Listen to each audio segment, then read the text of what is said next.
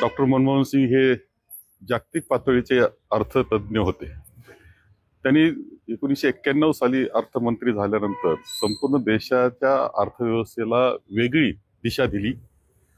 एक मुक्त अर्थव्यवस्था म्हणतो, उदारीकरण त्यास म्हणतो, परंतु आज काही जी परिस्थिती देशाची आहे, जी अर्थव्यवस्था आहे, त्यामध्ये त्यांनी घेतलेल्या धोरणाचा प्रमुख वाटा आहे, हे कोणालाही नाकारता येणार नाही। देशाचे पंतप्रधान ते झाले, अत्यंत सालस व्यक्तिमत्व, सुसंस्कृत व्यक्तिमत्व, थोडेसे अबोल होते परंतु निर्णयाला मात्र पक्के होते। त्यांचे फाईलवरच्या नोटिंग हे कायम प्रसिद्ध असायच्या, बारकाव्याने अभ्यास त्यांनी केलेला असायचा आणि त्यामुळे त्यांचा 10 वर्षाचा कालखंड देशाच्या अर्थव्यवस्थेच्या दृष्टीने सुद्धा अत्यंत महत्त्वाचा ठरला। यूपीएच्या अध्यक्ष म्हणून सोनियाजी होत्या आणि पंतप्रधान डॉक्टर मनमोहन सिंगजी होते। अनेक धोरणं त्यांनी सामान्य माणसाला केंद्रीभूत मानून केलेले दिसतात।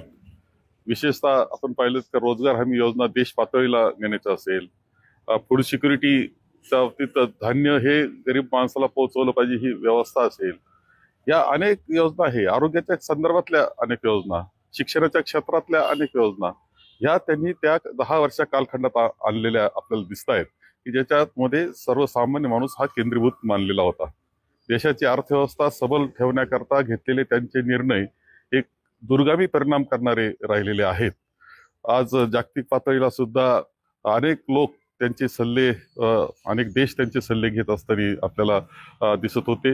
याचं कारणच असं आहे की ते जागतिक पातळीला एक त्यांचा वकूब होता, विशेषतः अर्थविषयामधला त्यांचा वकूब होता। त्यांच्या जाण्यानं अत्यंत एक महत्त्वाचं व्यक्तिमत्व देशातलं आहे हे आपण गमावलेलं आहे। एक संयमी नेतृत्व म्हणून त्यांच्याकडे पाहिलं जायचं। यूपीएच्या काळात अनेक आरोप झाले तरी त्यांनी संयम दाखवला, तर संयम आजच्या राजकारण्यांनी घेण्याची गरज आहे तो आदर्श। खरं म्हणजे डॉक्टर मनमोहन सिंग हे संयमी होते, सुसंस्कृत होते, ते राजकारणी म्हणून कदाचित नव्हते, परंतु त्यांनी देशाकरता घेतलेले निर्णय, विशेषतः त्यामध्ये असलेले त्यांची दूरदृष्टी आणि भक्कम एक निर्णय प्रक्रिया ही अत्यंत महत्वाची कायम राहिलेली आहे। खरं म्हणजे माझा त्यांचा संबंध काही वेळेस आला काही मिटिंगांच्या निमित्तानं, परंतु विदर्भामध्ये शेतकऱ्यांची आत्महत्या हा विषय खूप मोठ्या प्रमाणावर होता आणि मी कृषी मंत्री होतो। माननीय विलासरावजी देशमुख हे मुख्यमंत्री होते आणि त्या कालखंडात डॉक्टर मनमोहन सिंग पंतप्रधान म्हणून विदर्भात आले, आम्ही एकत्र दौरा केला। मला यवतमाळची बैठक आठवते की त्या यवतमाळच्या बैठकीमध्ये ते पाऊस होता, त्यामुळं विमानतळावरच आमची बैठक घ्यावी लागली आणि त्यावेळेस त्यांनी शेतकऱ्यांशी साधलेला संवाद म्हणजे कायम स्मरणात राहणारा आहे।